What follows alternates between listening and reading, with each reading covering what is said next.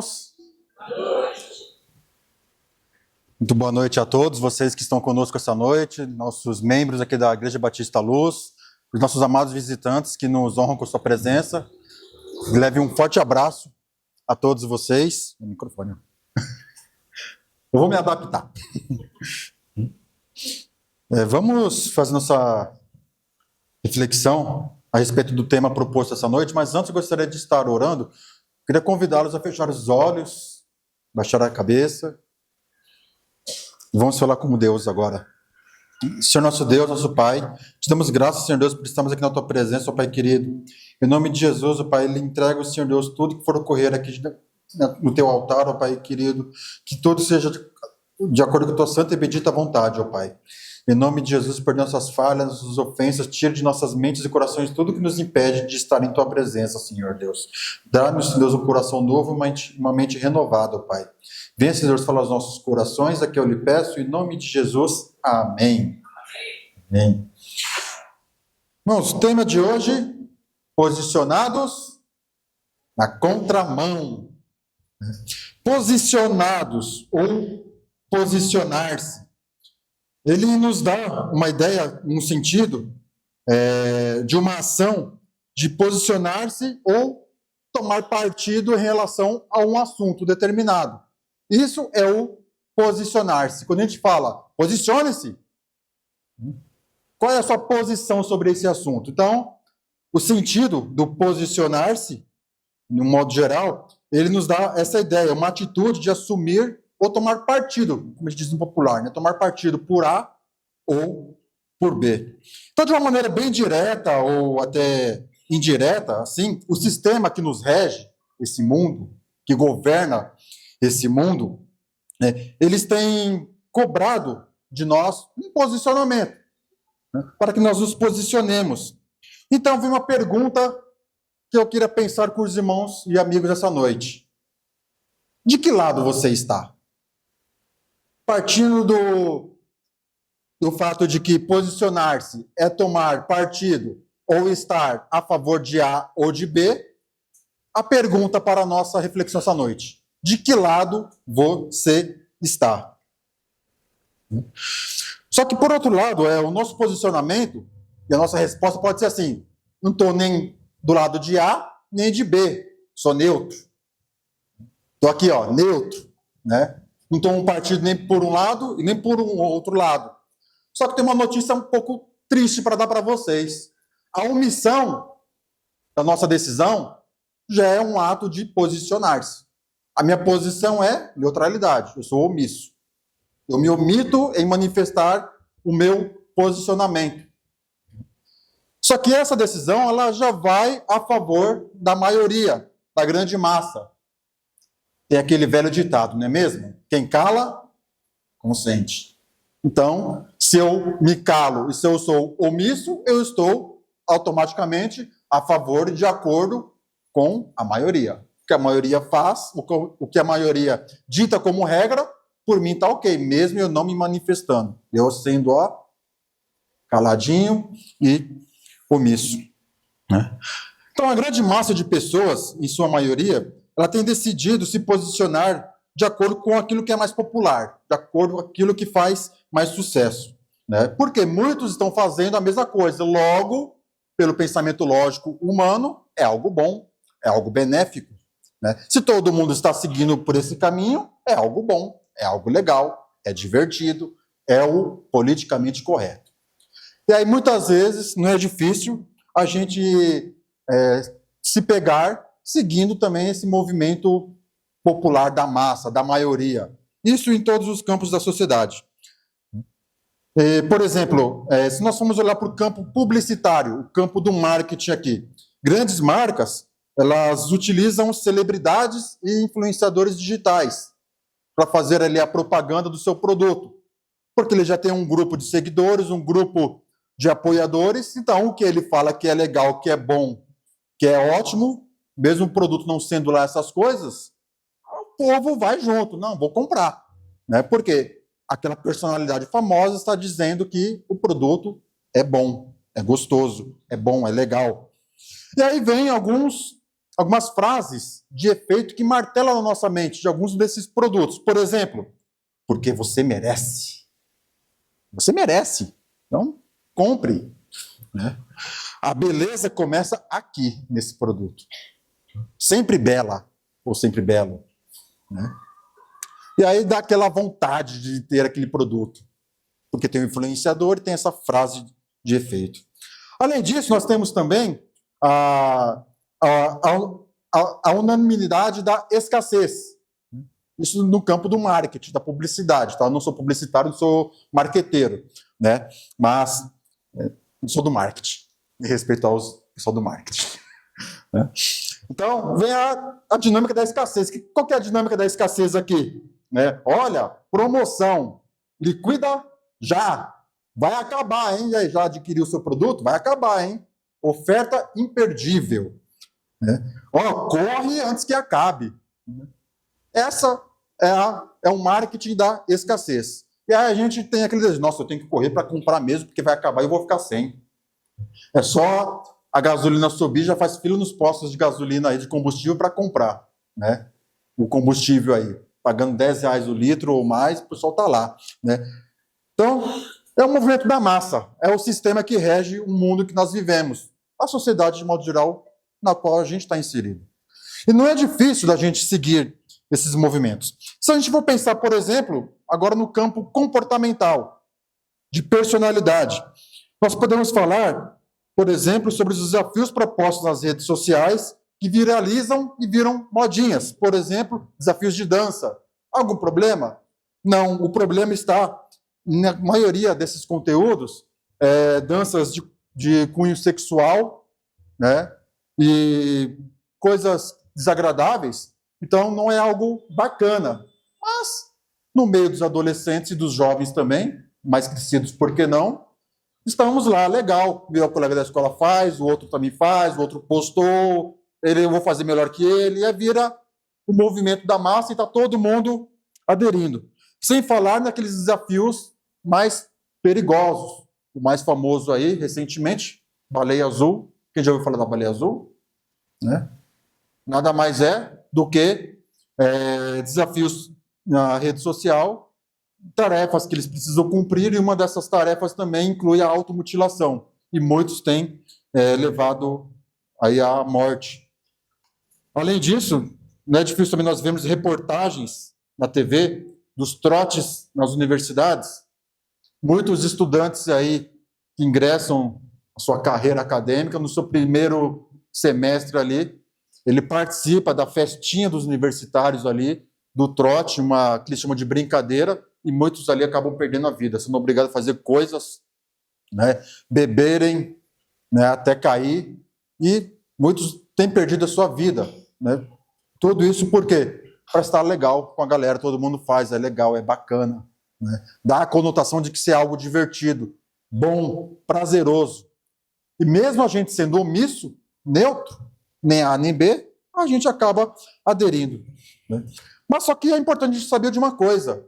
Por que muitos seguem por esse caminho? Mas por que isso acontece? Né? Porque tem uma grande pressão em cima dos adolescentes e dos jovens de participar dessas coisas, porque eles são pressionados ali a tomar uma posição pelo lado da maioria devido à necessidade de pertencimento, pertencer ao grupo. Está no grupo ali da escola, da faculdade, do grupo de amigos, ser pertencente ali àquele grupo.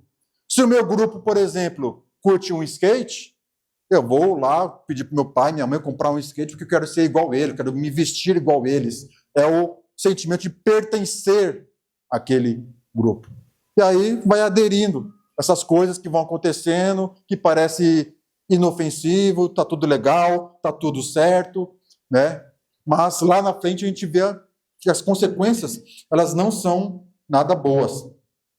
E mesmo assim nós precisamos decidir, tomar uma decisão de que lado nós estamos posicionados, de acordo com o movimento da massa, o sistema que nos rege, ou posicionados na contramão do mundo. Mas para isso, precisamos saber que o seu posicionamento, o nosso, porque eu me incluo nessa também, pode determinar a sua carreira e o seu futuro. Guarde essa. O seu posicionamento hoje pode determinar a sua carreira e o seu futuro. Eu quero trazer aqui apenas dois exemplos de pessoas que se posicionaram de acordo com a sua fé, de acordo com aquilo que ele entende ser verdadeiro, e esteve na contramão desse sistema, desse mundo. Um deles é um ex-jogador de futebol americano, Tim Tebow. Ele era um ex-jogador de futebol americano e ele tinha o hábito de, sempre quando ele entrava em campo para jogar, se ajoelhar e orar durante a partida ou até antes. E esse ato dele, esse gesto de se ajoelhar ali em campo e orar, popularizou entre os seus seguidores, e muitos faziam a mesma coisa, na rua, na praça, na escola, né? O gesto de ajoelhar-se e orar. Esse era o gesto dele. Não vou fazer porque meus joelhos não aguentam, tá? Mas é isso aqui, ó. Né? Então, isso popularizou. E, além disso, nas redes sociais dele, ele sempre publica coisas cristãs, nas entrevistas, ele está sempre falando e compartilhando aquilo que ele tem aprendido da parte de Deus. Né? Por que isso seria um posicionamento?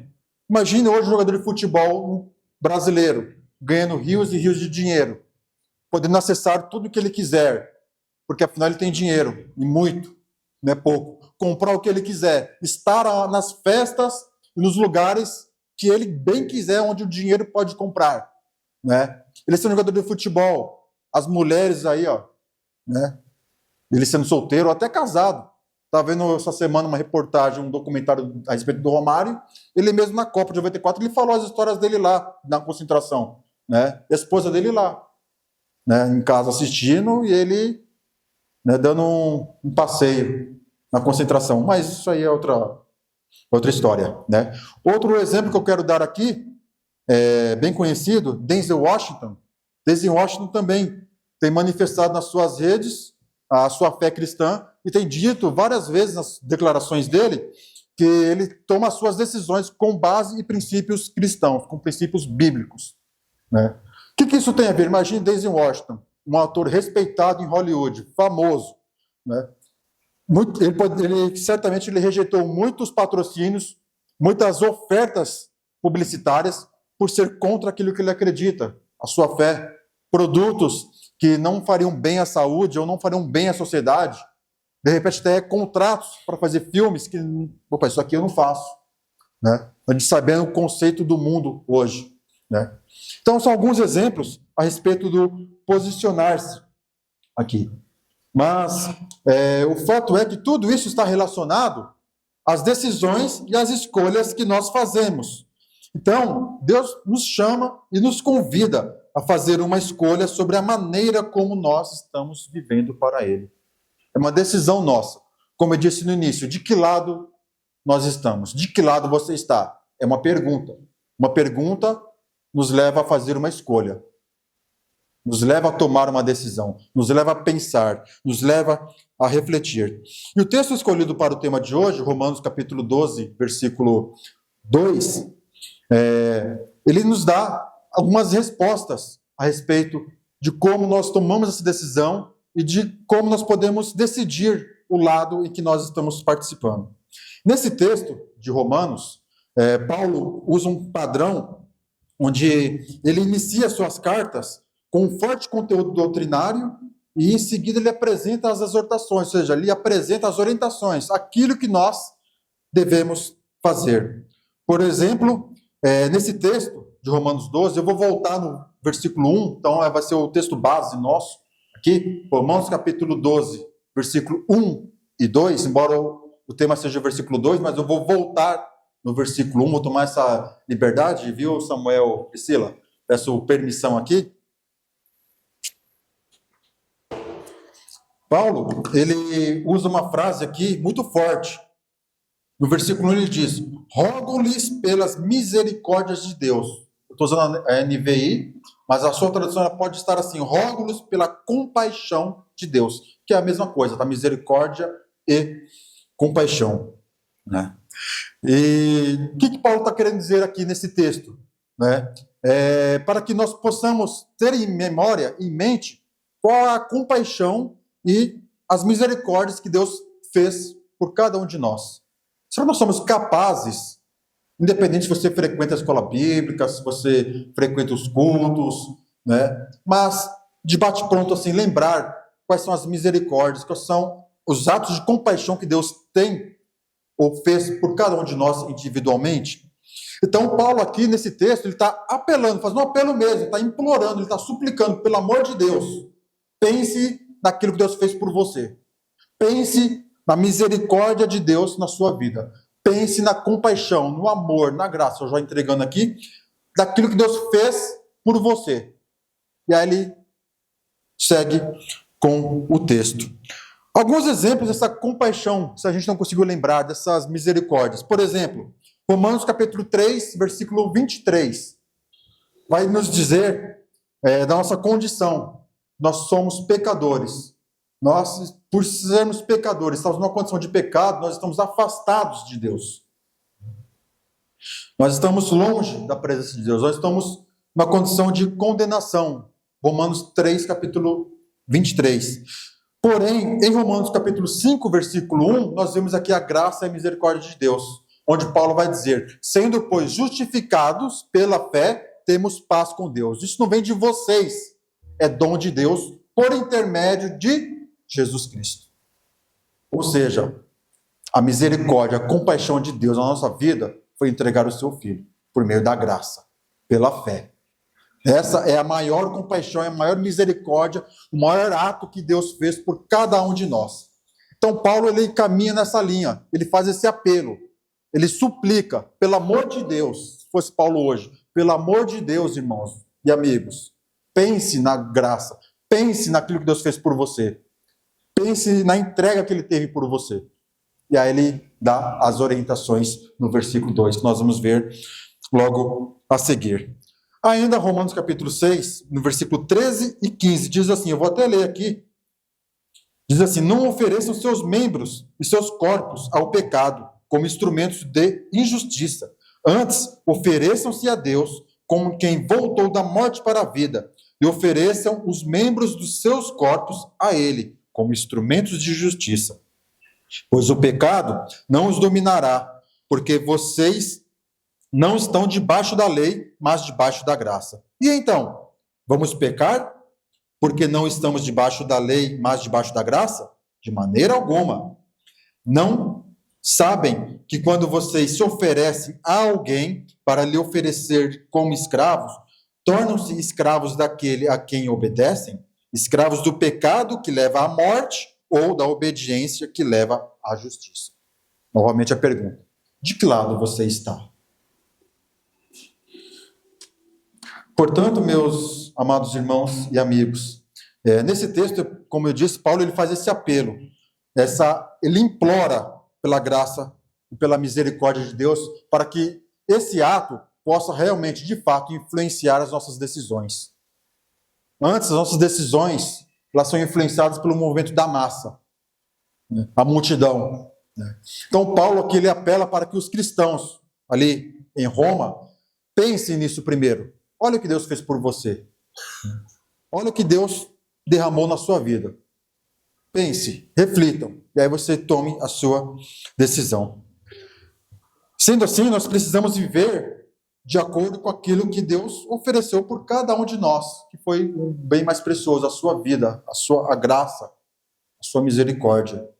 Então, de que maneira nós podemos viver de acordo com a misericórdia, a graça de Deus em nossas vidas? E aí sim, posicionarmos na contramão do mundo. Vamos ler Romanos capítulo 12, versículo 1 e 2. Diz assim, portanto, irmãos, rogo-lhes pela misericórdia de Deus que se ofereçam em sacrifício vivo, santo e agradável a Deus. Este é o culto racional de vocês. Não se amoldem ao padrão deste mundo, mas transformem-se pela renovação de vossa mente, para que sejam capazes de experimentar e comprovar a boa, agradável e perfeita vontade de Deus. Primeiro, para posicionar-se na contramão do mundo. Isso significa oferecer-se em sacrifício vivo a Deus. Se nós queremos nos posicionar na contramão do mundo, Nós precisamos nos oferecer em sacrifício vivo a Deus.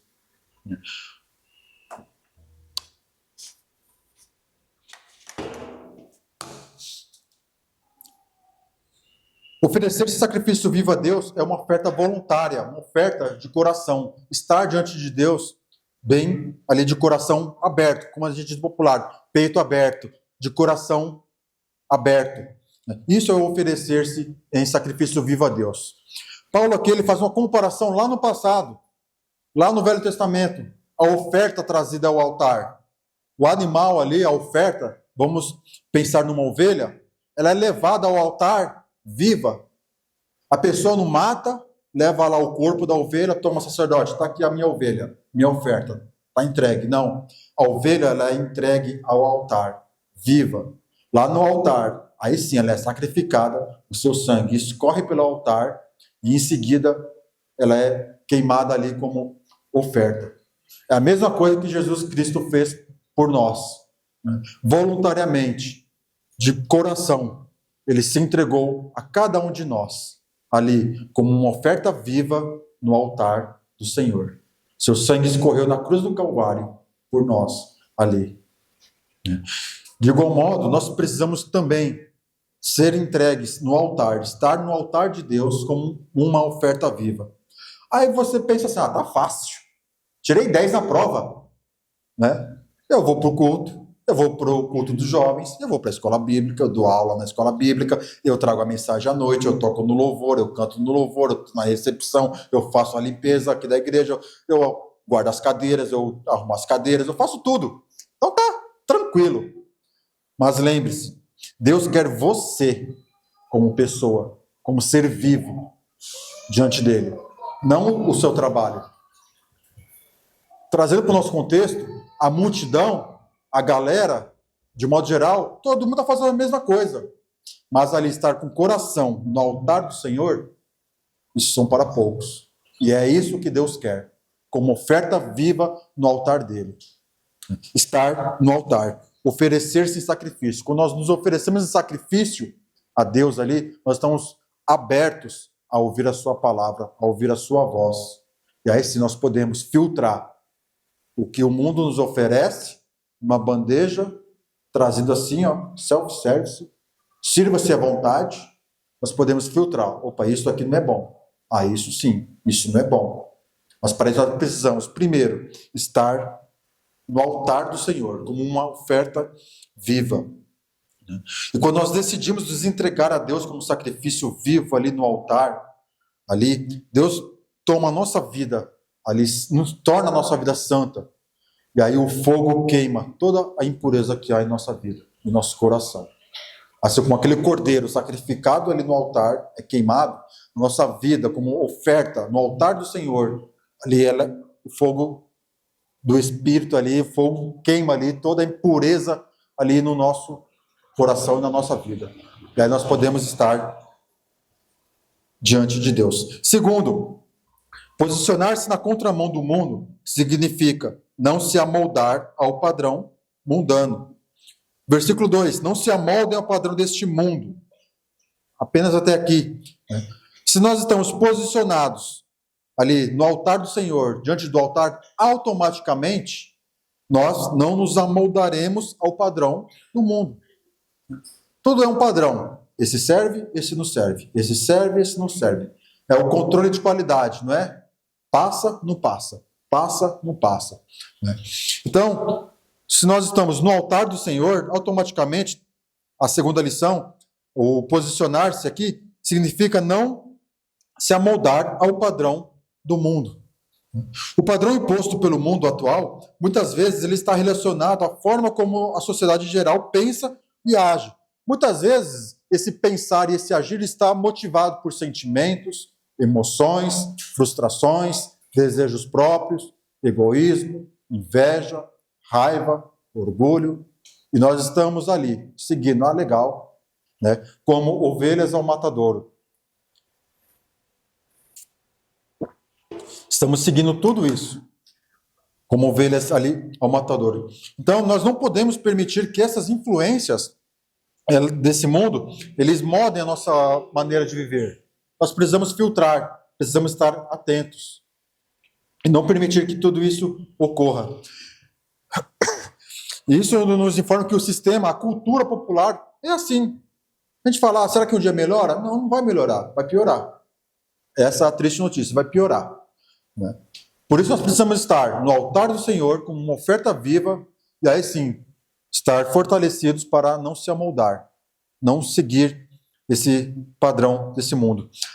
Nós precisamos opor-se a essas influências, esses valores, esses comportamentos que o mundo ao redor nos oferece.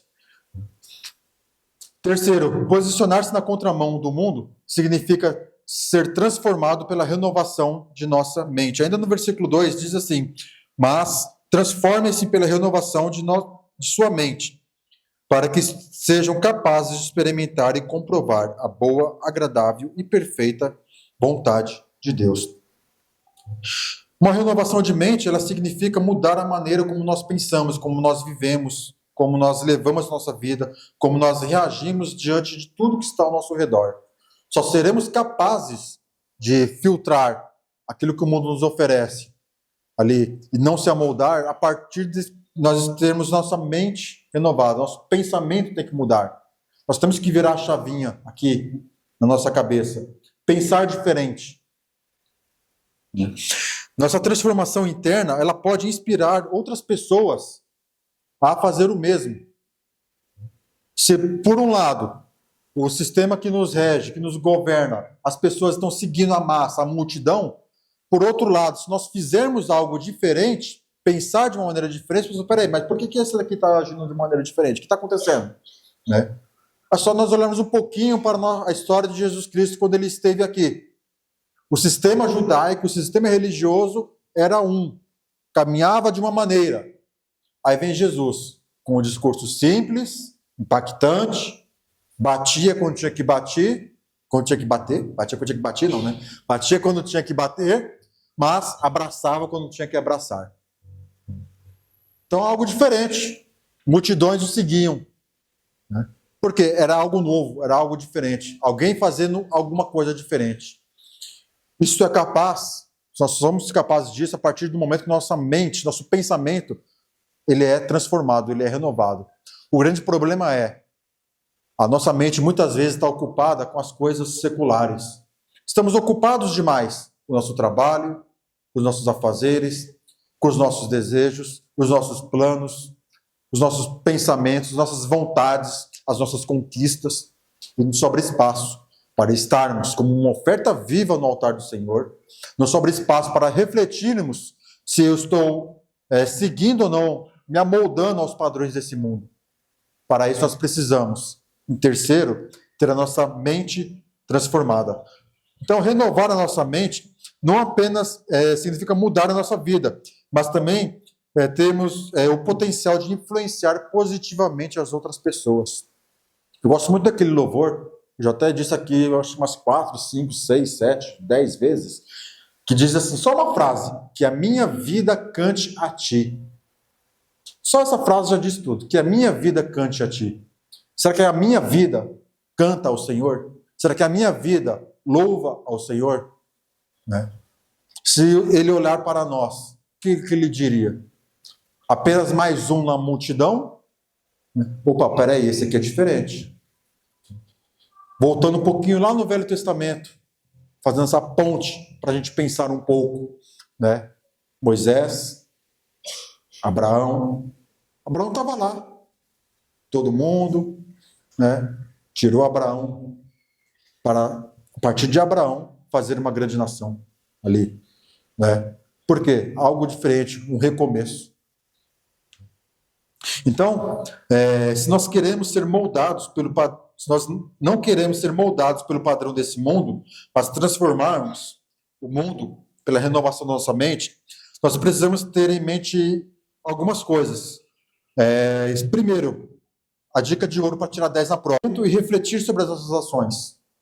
Como têm sido as minhas ações, as minhas atitudes, o meu posicionamento na escola, na faculdade, no meu trabalho, na minha vizinhança, da igreja local onde eu sirvo? Como tem sido o meu posicionamento? Vamos refletir, peraí. Está de acordo com a Bíblia, com a palavra de Deus, com aquilo que Deus se agrada? Não está? Então, se não está, precisamos fazer alguns ajustes. Segundo, não agirmos com base em nossos sentimentos e emoções, ou no que nos dizem para fazer. Né?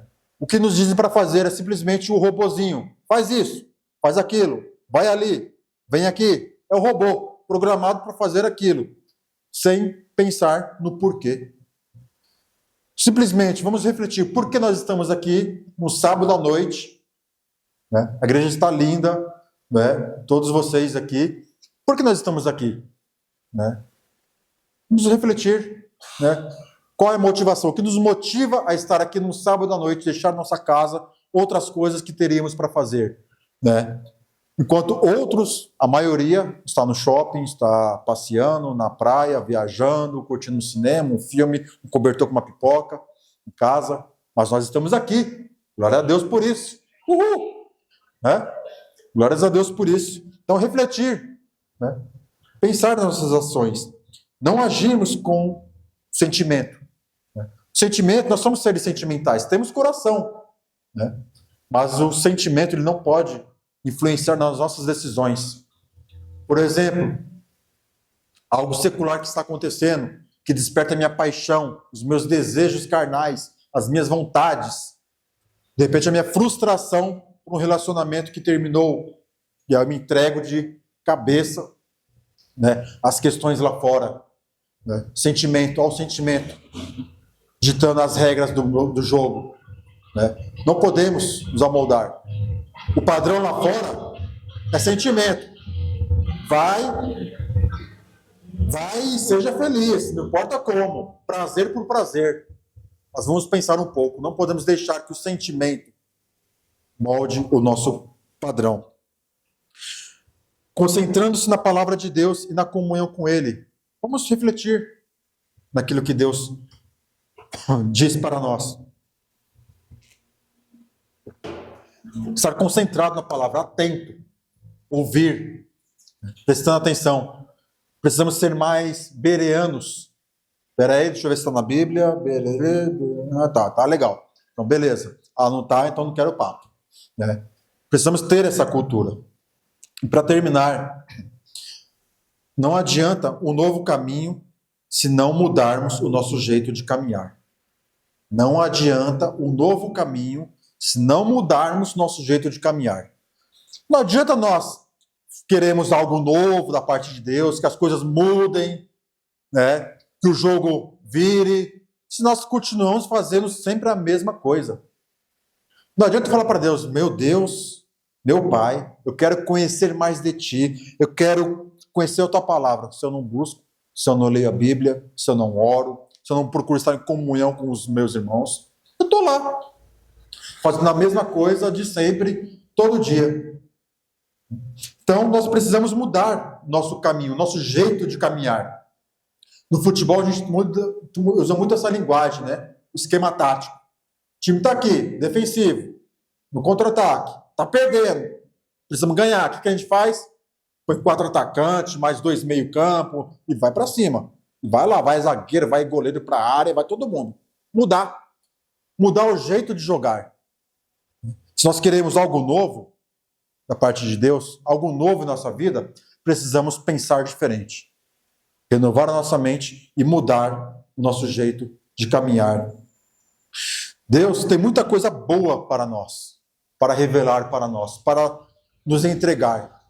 A questão é, eu estou preparado para receber? O versículo 2 ele termina dizendo, não se amoldem ao padrão desse mundo, mas transformem-se pela renovação da sua mente.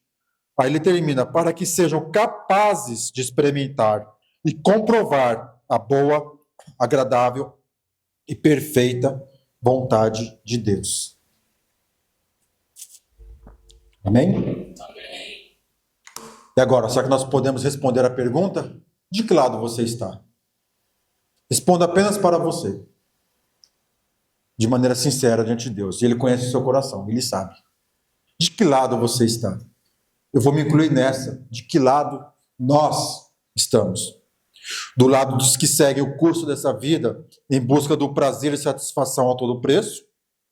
Ou na contramão de tudo isso, vivendo uma vida de acordo com o que Deus nos ofereceu, sua graça e misericórdia? De que lado nós estamos? Do lado dos que tomam decisões baseadas nas emoções do momento, ou do lado daqueles que buscam o direcionamento de Deus para suas vidas? De que lado nós estamos? Do lado dos que são facilmente influenciados por qualquer oferta, ou do lado dos que influenciam o mundo, impactando com uma mente renovada? Que o Senhor possa abençoar a vida de cada um. E pense, de que lado você está? De que lado você quer estar? Amém?